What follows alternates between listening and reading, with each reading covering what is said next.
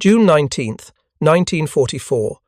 23,000 feet above the Philippine Sea, Lieutenant Junior Grade Alexander Vraciu lines up behind a Japanese Judy dive bomber at 215 knots. His Hellcat feels sluggish, heavy, like it's fighting him. The Judy banks hard left, turning tighter than physics should allow at this speed. Vraciu pulls his stick into his lap and feels the wings shudder. The Zero escort above him rolls inverted and dives. He's about to stall, about to die. His right hand moves to the flap lever without thought, muscle memory from a desperate moment 3 weeks ago that nobody believed. The hydraulics whine as metal surfaces deploy into the slipstream. The Hellcat's nose drops slightly, then bites. The turn tightens. His .650 caliber Brownings align with the Judy's left wing route, and he fires a 1-second burst.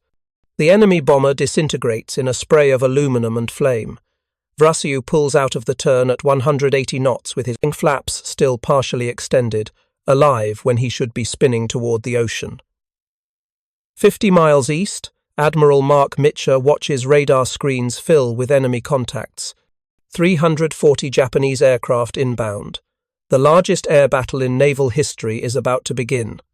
What Mitcher doesn't know is that in the chaos ahead, some of his Hellcat pilots will discover something the manuals said was impossible.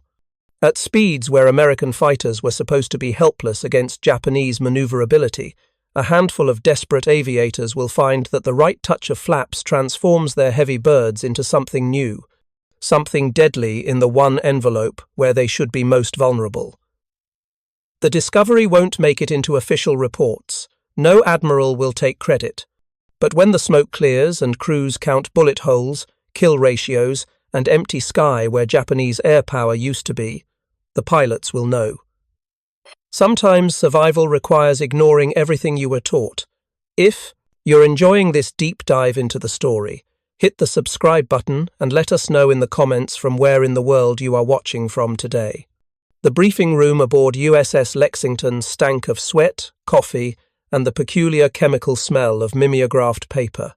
It was May 23, 1944, and Lieutenant Alexander Vraciu sat in the back row watching Commander Paul Buey draw diagrams on the blackboard with chalk that kept breaking. Buey was explaining, for the third time that week, why Hellcat pilots should never dogfight with Zeros at low speed. The math was simple and brutal. Below 250 knots, the Zero could outturn any American fighter. Its lightweight construction and massive wing area gave it a turning radius Navy pilots could only dream about. The F-6F Hellcat weighed 7,200 pounds empty. The Zero weighed 3,700. In a slow-speed turning fight, mass determined everything. More weight meant wider turns, higher stall speeds, and dead pilots spiraling into the Pacific with perfectly good aircraft wrapped around them. Buey's voice carried the weight of experience earned over Guadalcanal and the Solomons. Never slow down with a Zero on your tail. Never try to turn with them below 300 knots. Use your speed, use your dive, use your firepower. But never, under any circumstances, bleed off energy in a turning fight you cannot win. Vraciu had heard this lecture before. Every pilot in Fighting Squadron 16 had. It was gospel, repeated in ready rooms from Pearl Harbor to Ulithi. The Hellcat's advantages were overwhelming everywhere, except in the one place that mattered most to a pilot with an enemy on his six. American fighters were faster in level flight and catastrophically faster in a dive. They could outclimb Zeros above 10,000 feet. Their .650 caliber machine guns delivered twice the throw weight of Japanese armament. Hellcats could absorb tremendous battle damage, thanks to armor plating around the cockpit and self-sealing fuel tanks. But in a flat scissors maneuver at 180 knots, all those advantages meant nothing. The Zero would turn inside you, line up the shot, and 20mm cannon shells would turn your cockpit into shrapnel. Vraciu understood the theory perfectly. He'd graduated first in his class at Corpus Christi, absorbed every tactical bulletin, memorized performance charts until he could recite Hellcat capabilities in his sleep. He knew his aircraft's corner velocity, the precise speed where maximum instantaneous turn rate met maximum sustained turn rate. For the F6F-5, that sweet spot lived around 240 knots. Below that speed, lift-induced drag increased exponentially while available thrust remained constant. Energy bled away in seconds. The aircraft wallowed, controls went mushy, and the stall horn screamed warnings nobody wanted to hear. Above that speed, parasitic drag increased with the square of velocity, making tight turns impossible without bleeding energy so fast you ended up slow anyway. The solution, according to every training manual Vraciu had studied, was simple. Stay fast. Use boom and zoom tactics. Dive on enemy formations from altitude, fire short bursts, extend away using superior speed, then climb back to altitude for another pass. Never commit to a turning fight. Never slow down. The problem was that combat rarely followed the manual. 3 weeks earlier, during a sweep over Tarawa, Vraciu had learned this lesson in the most visceral way possible. He'd been chasing a damaged Zero that was trying to limp back to its base. The Japanese pilot was skilled, wounded, and desperate. Every time Vraciu lined up for a shot, the Zero would brake hard, forcing Vraciu to pull lead and maneuver for a new firing position. They'd started the engagement at 12,000 feet and 300 knots. By the time they reached wave-top altitude, Vraciu's airspeed had bled down to 190 knots, and the Zero was still turning inside him. Vraciu had two choices: break off the engagement and let a kill escape, or try something stupid. His right hand had found the flap lever almost by accident. The Hellcat's hydraulic system responded instantly, extending the flaps to their combat position. Vraciu felt the aircraft shudder as additional lifting surface deployed into the slipstream. Induced drag increased dramatically. His airspeed dropped to 175 knots, but something unexpected happened. The Hellcat's nose pitched down slightly as the center of lift moved aft. The stall margin increased, and the turn radius, just for a moment, tightened enough for Vraciu to walk his tracers across the Zero's fuselage. The Japanese fighter had disintegrated in a spray of debris that Vraciu had to jink violently to avoid. He'd retracted his flaps, advanced his throttle to war emergency power, and climbed away before anyone could question what they'd seen. Back on Lexington, he'd mentioned the engagement to his wingman during the debrief. The intelligence officer had nodded politely and written nothing down. Commander Bowie had looked at him with the expression of a man who'd heard every wild combat story and believed exactly none of them. Using flaps in a dogfight, Bowie had explained patiently, was a desperation move that would get you killed 99 times out of 100.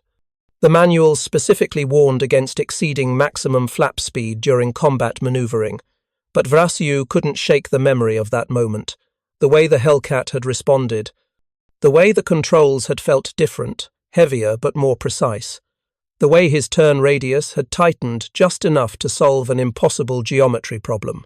He'd spent hours in the squadron intelligence office reading tactical bulletins and combat reports. Nothing mentioned flaps as a combat maneuver. Nothing suggested it was even possible. The F6F's flap system was revolutionary for entirely different reasons.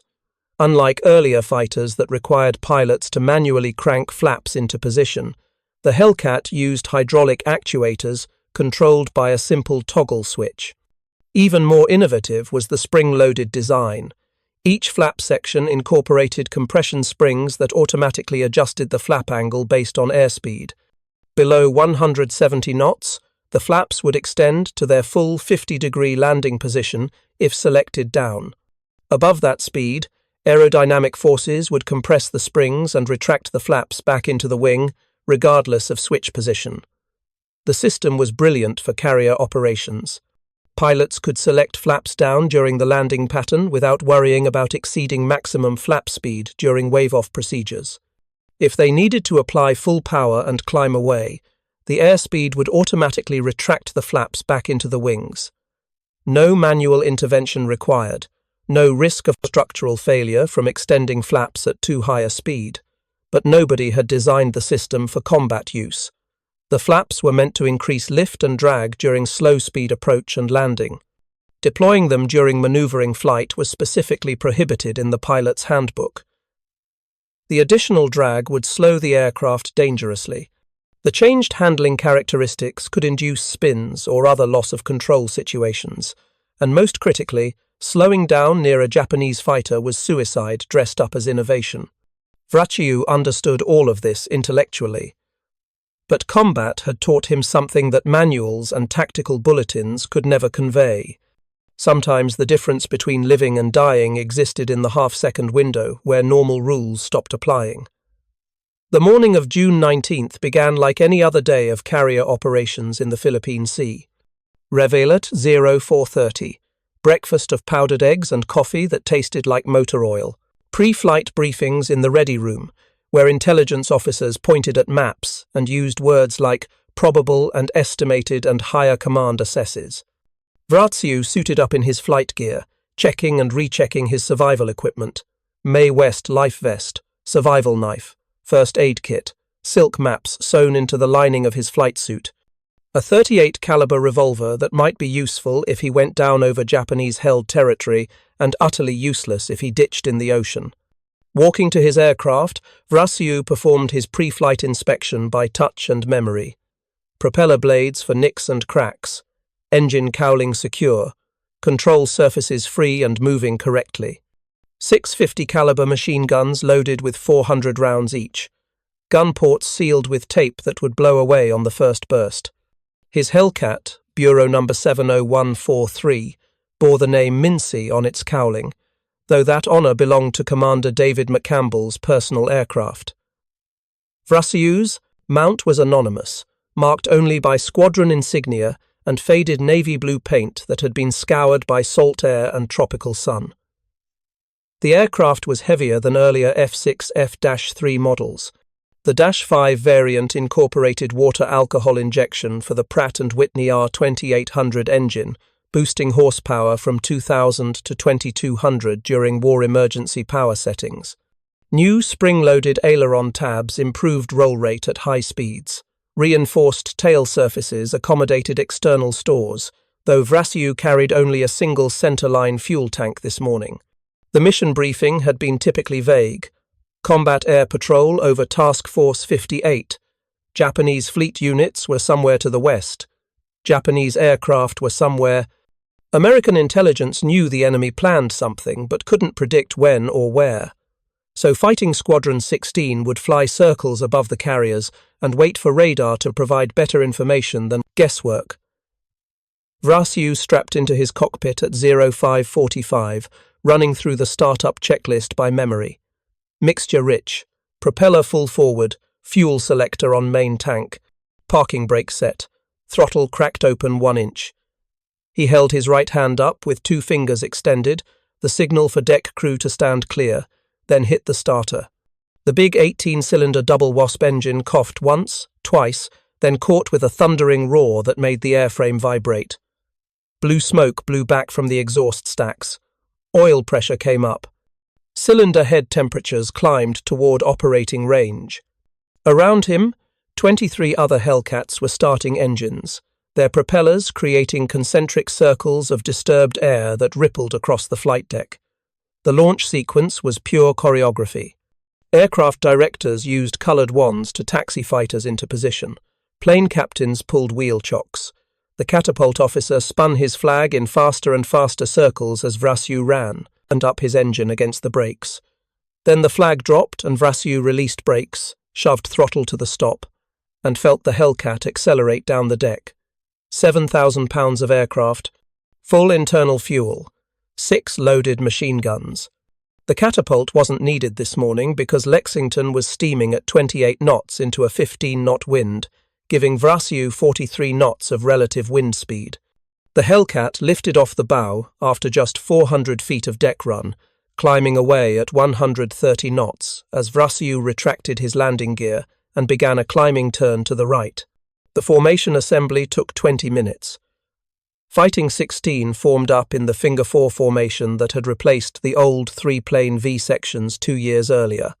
Vraciu led the 2nd Division with Ensign Homer Brockmeyer on his wing. They climbed to 23,000 feet and began their combat air patrol pattern, weaving back and forth above the carrier formation while radar operators below watched green scopes for contacts. The waiting was always the worst part. Your mind had time to catalogue all the ways you could die. Mechanical failure spinning you into the ocean, running out of fuel 100 miles from the carrier, getting bounced by Japanese fighters that saw you before you saw them, or worse, the long slow fall after taking hits, watching your altimeter unwind while you tried to nurse a dying engine back to friendly territory. At 0957, the radio crackled. Vampire, vampire, vampire. Multiple bogies bearing 270, distance 60 miles, angles 15. All fighters vector 270 and Buster. Vampires meant enemy aircraft. Angels 15 meant 15,000 feet altitude. Buster meant maximum speed. Vraciu keyed his radio. Copy. 2-1 going 270. He banked left, advancing his throttle to full military power. Behind him, the rest of Fighting 16 followed, 24 Hellcats turning west, toward the incoming Japanese strike. What they didn't know yet was that this wasn't a strike. It was a wave. The first of 4 massive formations, totaling 340 Japanese aircraft. Carriers Taiho, Shokaku, and Zuikaku had launched everything they had in a desperate gamble to cripple the American carrier force before amphibious forces could take Saipan. The Japanese called it Operation Ago. American sailors would remember it by a different name, the Great Marianas Turkey Shoot. The interception happened at 10:23. Vraciu spotted them first, a massive formation of Judy dive bombers escorted by Zero fighters, stepped up from 8,000 to 18,000 feet. They looked like a swarm of insects against the white clouds, dozens and dozens of aircraft all heading toward the American carriers. Fighting 16 had the altitude advantage. Vraciu rolled inverted and pulled through into a steep dive, building speed toward 350 knots. The bounce was textbook perfect. His first burst caught a Judy from the classic 6 o'clock high position, armor-piercing and incendiary rounds walking up the fuselage from tail to cockpit. The bomber nosed over trailing smoke and began the long spiral down to the ocean 4 miles below. Vraciu reversed hard right to avoid flying through his kill, then immediately acquired another target, 2nd Judy, slightly below and to the left. He rolled out behind it, centered the gun sight, fired. Another kill. Pieces of aircraft tumbling through space. He was so focused on the bombers that he almost didn't see the Zero that tried to kill him. The tracers passed inches from his canopy, bright phosphorescent lines in the tropical sky. Vraciu broke hard left, yanking the stick into his lap and stomping left rudder. The Hellcat snapped into a maximum rate turn that loaded 6 Gs onto the airframe and nearly blacked him out. The Zero turned with him, tighter, always tighter. Within seconds, Vraciu's airspeed had bled from 300 knots down to 240, then 220, then 200. He was in exactly the situation every tactical bulletin warned against. Behind him, the Zero pilot pulled lead. In 5 more seconds, he would have the shot. Vraciu's right hand moved to the flap lever. He had no plan, no calculated tactical decision. Just the memory of what had happened over Tarawa and the absolute certainty that doing nothing meant dying. The hydraulics whined as the flaps deployed. The Hellcat shuddered. Its nose pitched down. The turn tightened. Not much, maybe 5 degrees, maybe less. But in that geometry of death, where angles measured survival in fractions, 5 degrees was everything. Vraciu's guns aligned with the Zero's engine cowling, and he held the trigger down for a full second. 64 rounds from 6 machine guns converged into a single focused stream. The Zero's propeller hub exploded. The engine nacelle came apart in chunks of metal and spraying oil. The Japanese fighter rolled inverted and fell away trailing fire. Vraciu retracted his flaps, added power, and climbed back into the fight that was spreading across 50 cubic miles of sky. He would shoot down 6 aircraft that day, more than any other pilot in the battle. But it was that single moment, turning with flaps extended at 185 knots, that would haunt his dreams for the rest of his life. Not because it worked, but because he couldn't explain why. Below on Lexington, Commander Paul Bowie stood in the Combat Information Center, watching returns on the radar scope. Green dots representing friendly aircraft, red dots representing Japanese raids. The dots were merging, separating, disappearing. Each vanishing contact represented an aircraft falling into the ocean, though the radar couldn't tell you if it was friend or enemy. All Bowie could do was wait for his pilots to come home and count how many empty bunks they'd be filling that night. What he didn't know, what nobody knew, was that up in the chaos above, the tactical manual was being rewritten by pilots who would never file proper after-action reports. They were too busy trying to stay alive. The gun camera footage told a story that intelligence officers initially dismissed as equipment malfunction. Multiple Hellcats caught on film with flaps partially extended during high-G maneuvers, at speeds where flaps should have been retracted. The footage showed aircraft turning tighter than performance charts predicted, holding nose position in scissors maneuvers that should have devolved into stalls, maintaining controlled flight at airspeeds that made no sense. Lieutenant Commander James Rigg, Fighting Squadron 16's executive officer, watched the gun camera film 3 times before he believed what he was seeing. His pilots were deploying flaps in combat, multiple pilots, multiple engagements, and somehow, impossibly, they were surviving encounters that should have killed them.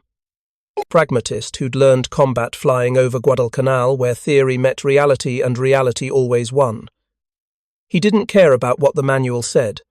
He cared about kill ratios and pilot survival rates. If his aviators had discovered something that worked, he wanted to understand it, document it, and teach it to every pilot in the squadron before someone else figured it out first. That evening, after the adrenaline faded and pilots had time to process what they'd experienced, Rigg called an informal meeting in the squadron ready room. No official agenda. No brass from the ship's company or air group staff. Just the pilots who'd been there, who'd done it, and who might be able to explain what Rigg had seen on the gun camera footage. Vraciu spoke first, describing his engagement with the Zero and the moment he'd deployed flaps. Other pilots chimed in with similar experiences. Lieutenant Junior Grade Wilbur Webb had used flaps to maintain position during a flat scissors with a Japanese, Oscar. Ensign Homer Brockmeyer had deployed flaps while reversing a high yo-yo maneuver, tightening his turn radius just enough to bring guns to bear. Each story had variations, but the core was identical. At low speeds, where Hellcats should have been helpless, flaps had provided just enough additional lift and control authority to turn disadvantage into survivable geometry. The discussion grew technical. Someone mentioned lift coefficients and angle of attack margins. Someone else brought up wing loading and corner velocity. They were trying to intellectualize something that existed entirely in the realm of stick and rudder feel. Flaps increased wing camber, which increased maximum lift coefficient, which increased the amount of lift available at any given angle of attack and airspeed. In slow-speed maneuvering, where available lift determined turn radius, even a small increase in lift coefficient translated to tighter turns.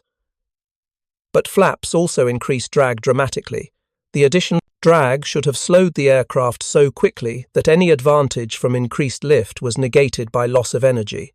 You could turn tighter for exactly 1 turn, then you'd be so slow you'd stall or become a sitting target for the next Japanese fighter in line, unless the engagement ended in that 1 turn.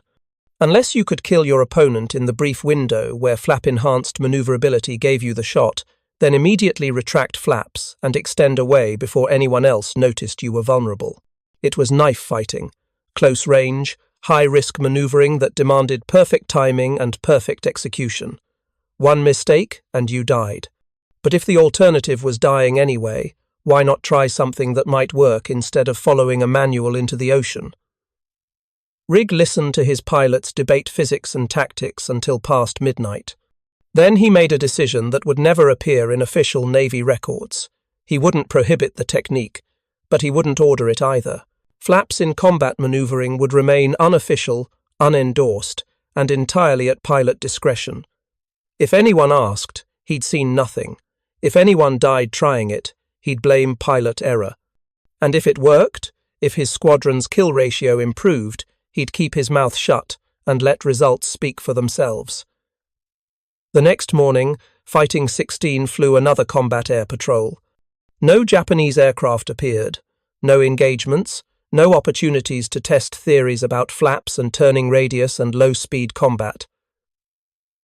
But the word had spread, not through official channels or tactical bulletins.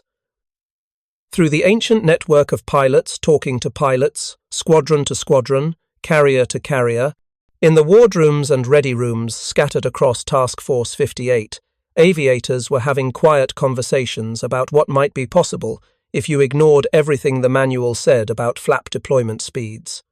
The technique required conditions so specific that most pilots would never encounter them. You needed to be slow already, below 250 knots, committed to a turning fight you couldn't escape. You needed an enemy fighter close enough that one good burst would end the engagement. You needed the situational awareness to know that deploying flaps wouldn't make you vulnerable to the second or third enemy fighter you hadn't seen yet. And you needed the skill to execute a flap deployment, weapons employment, and flap retraction sequence in less time than it took to describe it. Most importantly, you needed to be desperate enough to try something that could kill you just as easily as save you. For the majority of Hellcat pilots, the standard tactics worked perfectly. Boom and zoom attacks from altitude, using superior speed and firepower to dictate engagement terms.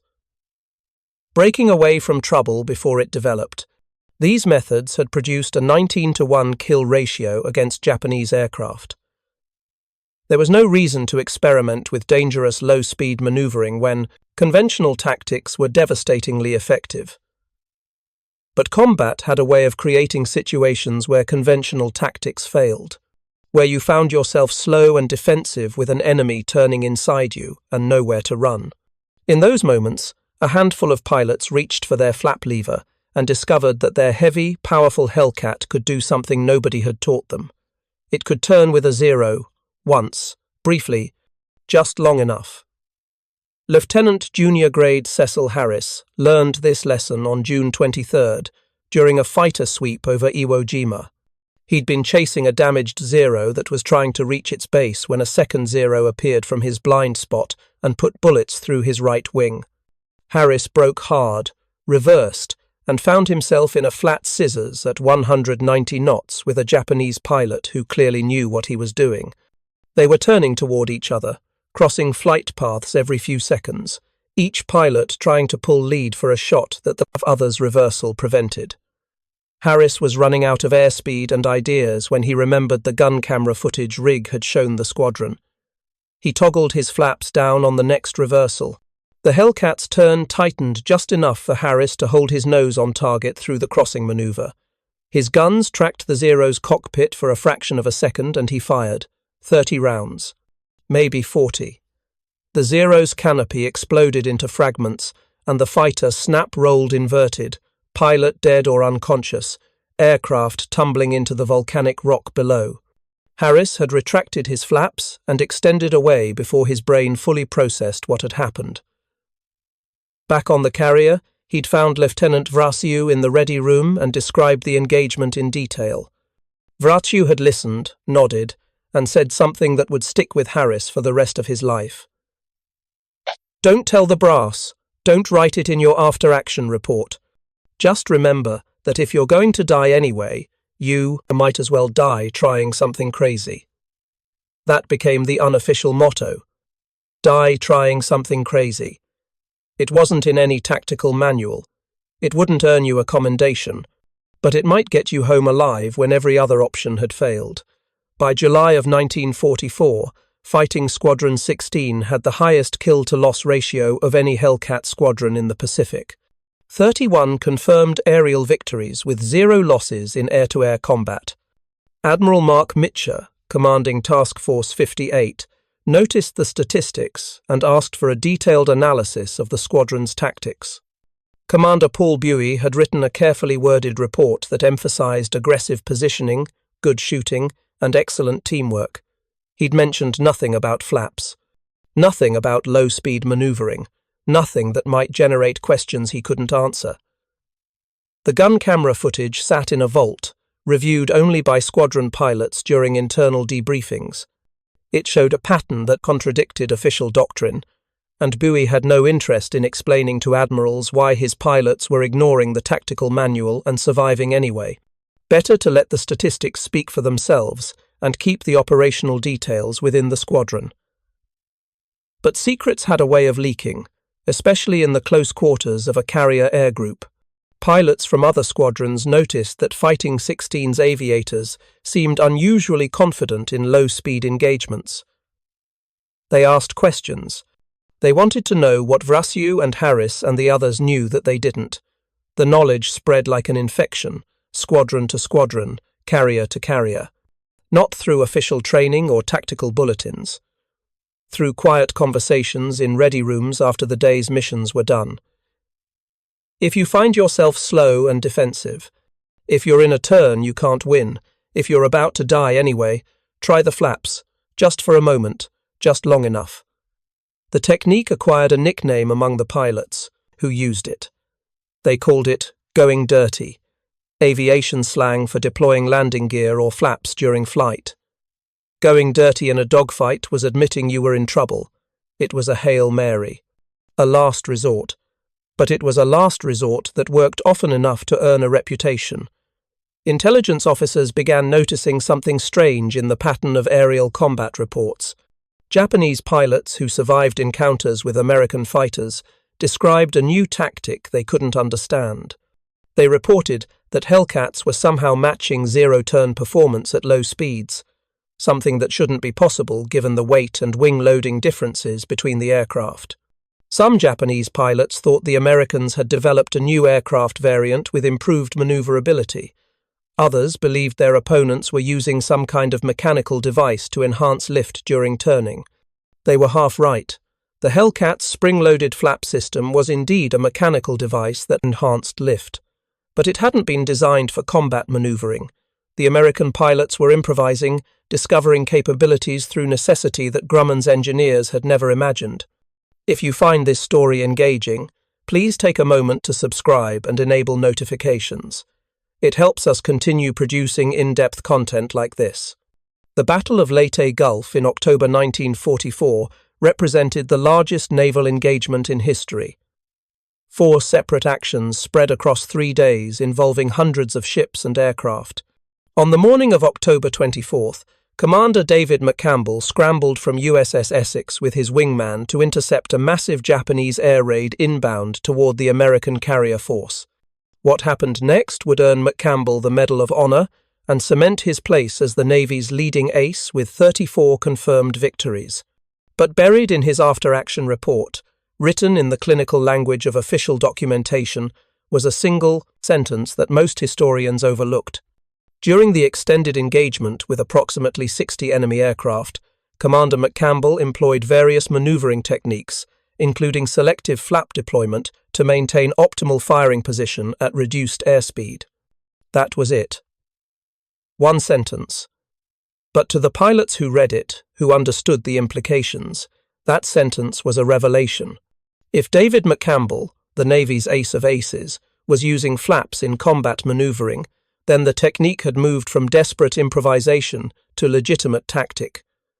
The difference was subtle but important. McCampbell hadn't stumbled into flap deployment by accident. He'd employed it selectively, deliberately, as one tool in a broader tactical toolkit. He'd used it to maintain firing position, not to survive defensive maneuvering. The distinction mattered. Using flaps defensively meant you were in trouble and trying to survive. Using them offensively meant you were in control and exploiting a capability your opponent didn't expect. McCampbell's report, intentionally or not, validated what pilots like Vraciu and Harris had discovered through trial and error. At specific airspeeds and specific geometries, Flaps gave the Hellcat a capability that statistics and performance charts said it shouldn't have. Other aces began experimenting. Lieutenant Cecil Harris had already adopted the technique after his engagement over Iwo Jima. Now he was teaching it to new pilots in Fighting Squadron 18, explaining the physics and demonstrating the execution during training hops when no Japanese fighters were present to complicate things. The instruction was always unofficial, never written down, never recorded in training logs. Just an experienced pilot showing a new aviator something that might save his life someday. Press the flap switch here. Feel how the nose drops. Compensate with backstick. Notice how the turn tightens. Now retract before you bleed too much speed. Practice it until the muscle memory is automatic, because in combat you won't have time to think. By early 1945, the technique had become an open secret throughout the carrier air groups operating in the Western Pacific. Most pilots knew about it. Maybe half had tried it during training. A small percentage had used it in actual combat, and an even smaller group had mastered it to the point where selective flap deployment became part of their standard maneuvering repertoire. The statistics were difficult to measure because nobody was officially tracking flap usage in combat. But squadron commanders noticed patterns. Pilots who'd adopted the technique seemed to perform better in close-range engagements. They scored kills at lower average airspeeds. They survived defensive situations that historically resulted in losses. Fighting Squadron 16, the unit where the technique had originated, maintained the highest kill-to-loss ratio in the Pacific through the end of the war. 46 confirmed. Victories. 0 losses in air-to-air combat. When historians later analyzed their success, they attributed it to superior training, aggressive leadership, and good luck. They never mentioned flaps because the official record contained no mention of flaps. The gun camera footage that showed Hellcats turning with extended flaps remained classified until 1953. By then, the aircraft and pilots involved were history. The Korean War had come and gone. Jets dominated the skies. Propeller-driven fighters with hydraulic flap systems were museum pieces. When the footage was finally declassified and analyzed by aerospace engineers, they confirmed what the pilots had discovered through necessity. At airspeeds between 170 and 230 knots, selective flap deployment in the F-6F Hellcat increased maximum lift coefficient by approximately 18%. That translated to a reduction in turn radius of roughly 12%, all else being equal. 12% doesn't sound like much, but in a turning fight where death was measured in fractions of a degree, 12% was the difference between getting the shot and being the target. The engineers also confirmed the danger. Flap deployment increased drag by 37%, which resulted in rapid energy depletion. An aircraft using flaps in a sustained turn would bleed airspeed at nearly twice the normal rate. The tactic only worked if you could kill your opponent within 1 or 2 turns, then immediately retract flaps and extend away before you became vulnerable. It was knife fighting. High risk, high reward maneuvering that demanded perfect execution and perfect timing. One mistake and you stalled, or became a sitting target, or simply ran out of airspeed with nothing to show for it except an enemy on your 6. This was why the technique never became official doctrine. It was too situational, too risky, too dependent on individual pilot skill. You couldn't teach it to green pilots, fresh from training, because they'd kill themselves trying to execute maneuvers that required combat experience to judge correctly. You couldn't include it in tactical manuals because it contradicted every principle of energy management that made Navy fighter doctrine successful. But for experienced pilots in desperate situations, it was a tool that might work when everything else had failed. That was enough. The irony wasn't lost on the engineers who analyzed the footage. Grumman had designed the Hellcat's spring-loaded flap system to solve a completely different problem. They'd wanted to protect pilots from exceeding maximum flap speed during carrier landing procedures. The automatic retraction feature ensured that if a pilot needed to go around and apply full power, his flaps would automatically retract as airspeed increased. Nobody at Grumman had considered combat maneuvering applications. Nobody had calculated the effects of partial flap deployment on turn, a performance at specific airspeeds. The innovation had emerged entirely from pilots experimenting under combat conditions that engineers couldn't replicate in wind tunnels or test flights. This pattern repeated itself throughout World War II. Pilots discovered capabilities and techniques that designers never intended. They pushed aircraft beyond published performance limits. They found that official statistics and tactical manuals represented average conditions, and combat was never average.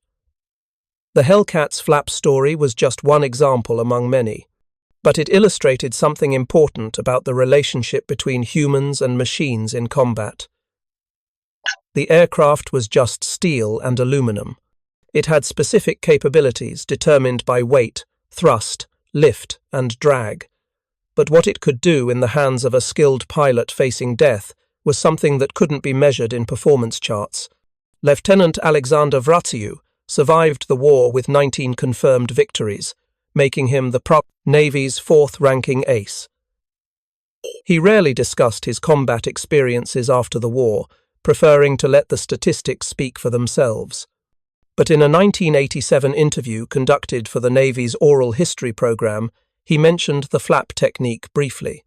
The interviewer, who'd been a fighter pilot himself, asked specifically about the gun camera footage that showed Vraciu turning with flaps deployed.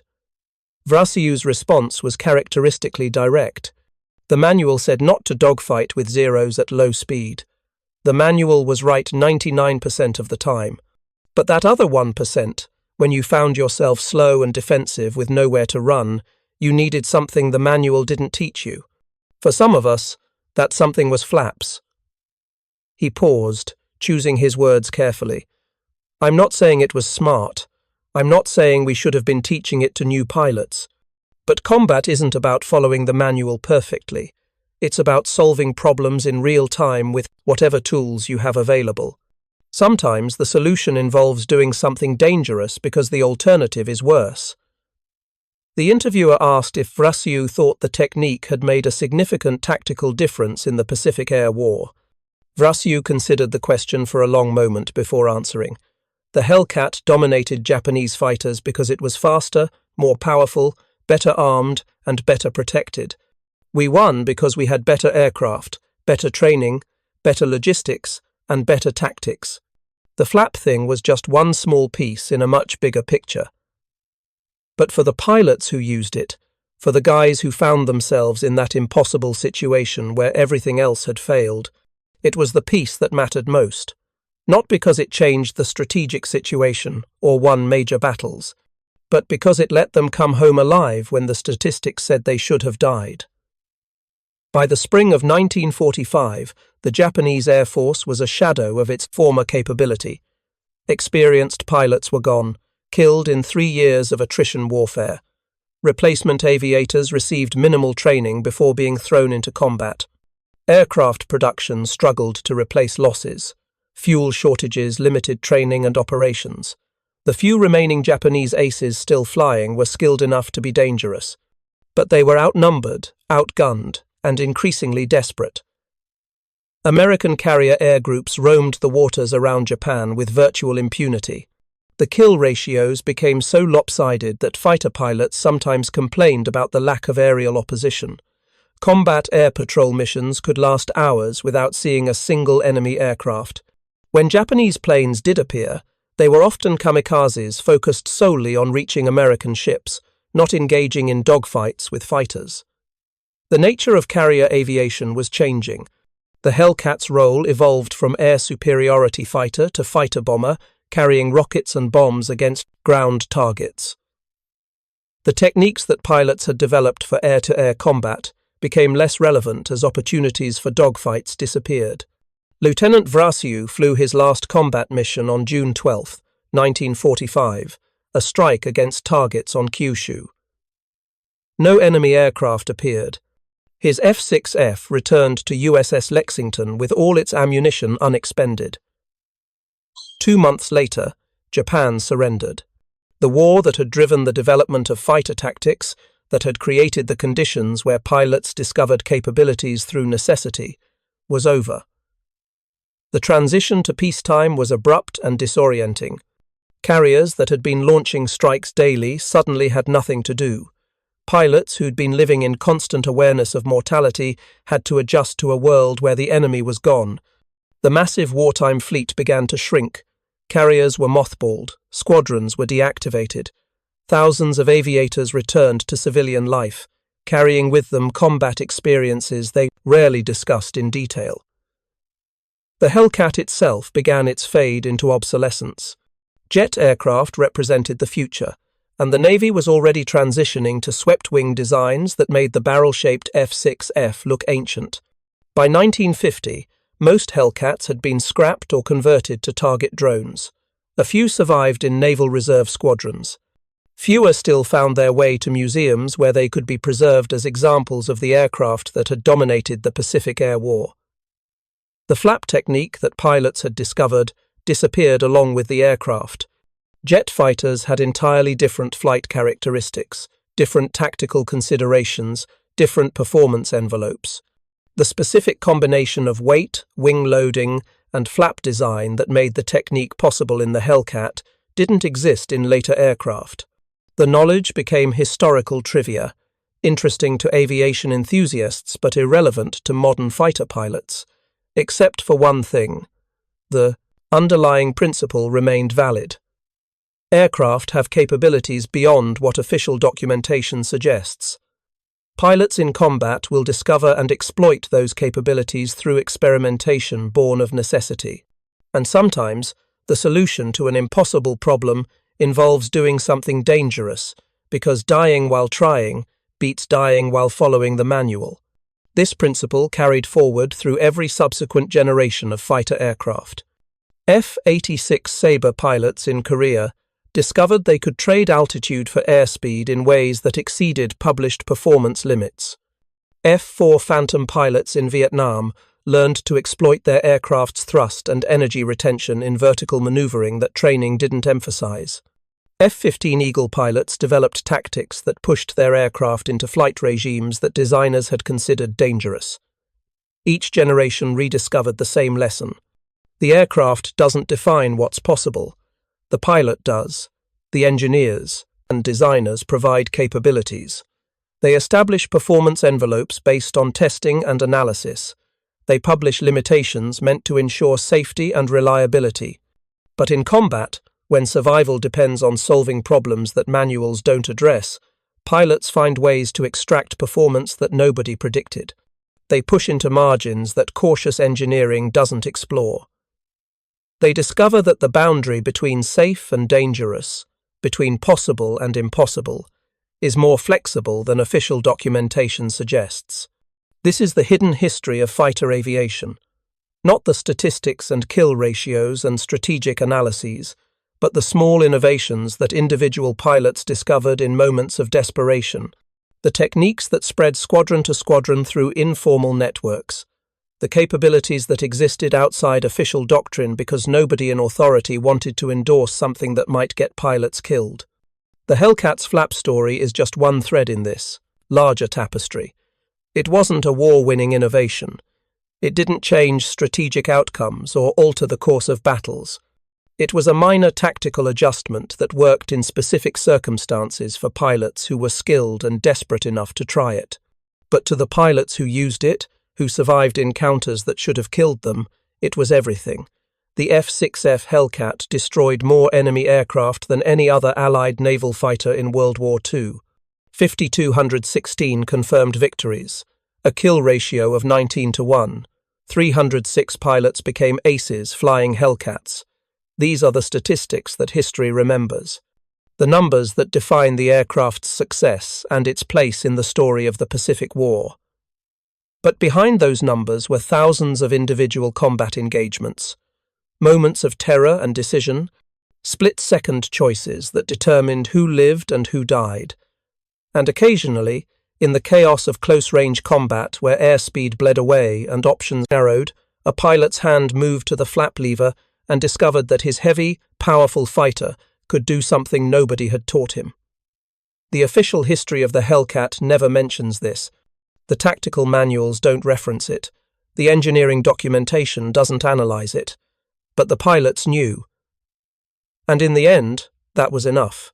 Decades after the war, when the last Hellcat pilots were old men sharing stories over drinks at reunions, they would sometimes talk about the flap technique, not in detail, not in ways that would make it into oral histories or official accounts, but in the shorthand that combat veterans use when discussing things that civilians wouldn't understand.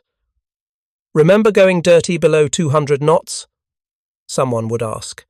And the pilots who'd been there, who'd done it, would nod and smile. They'd remember the feeling of the nose pitching down as the flaps deployed, the way the turn tightened, the moment when the gun sight aligned with the enemy aircraft and your finger squeezed the trigger. The knowledge that you'd just done something impossible and survived. Those memories didn't make it into the official record. They weren't included in the tactical analyses or the post-war studies.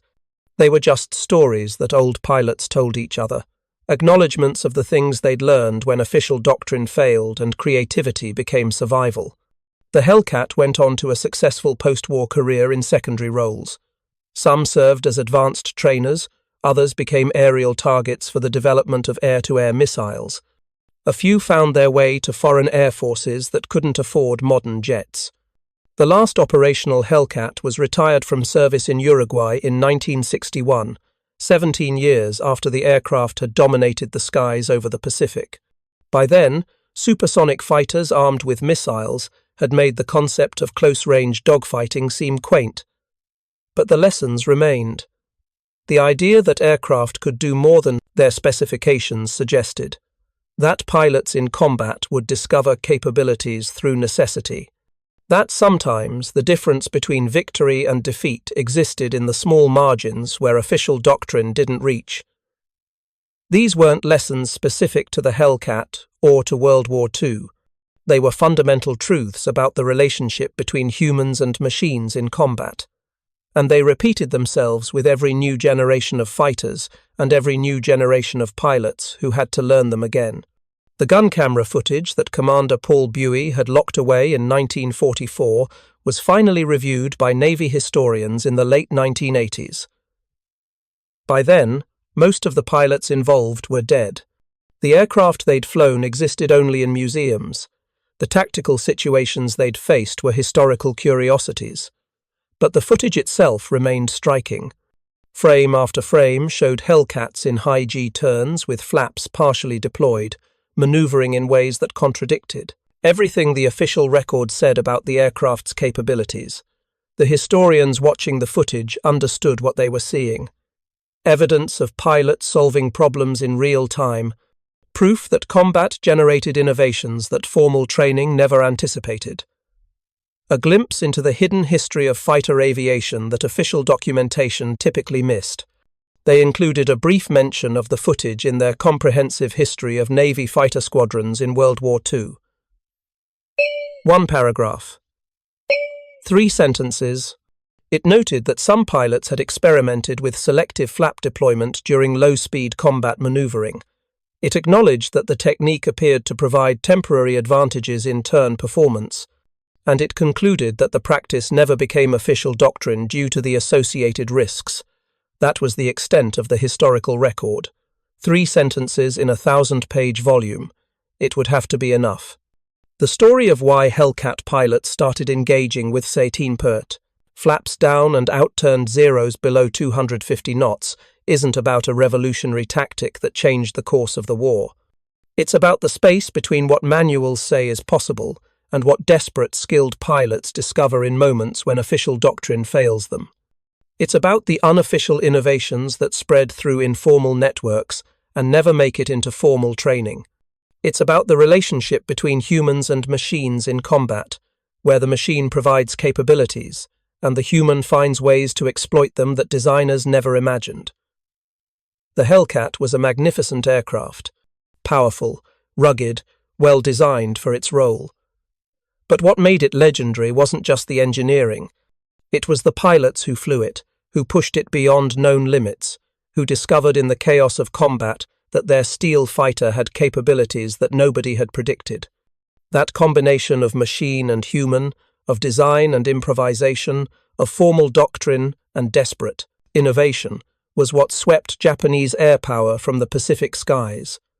The flap technique was just one small piece of that larger story. But it represented something important, a reminder that in combat, survival sometimes requires ignoring everything you were taught and trying something the manual explicitly prohibited, not because it was smart or safe or officially endorsed, but because the alternative was worse. And that lesson, more than any specific tactic or technique, was what the Hellcat pilots passed down to future generations of fighter aviators. Not how to fly, but how to survive when flying by the book wasn't enough. Thank you for watching. For more detailed historical breakdowns, check out the other videos on your screen now, and don't forget to subscribe.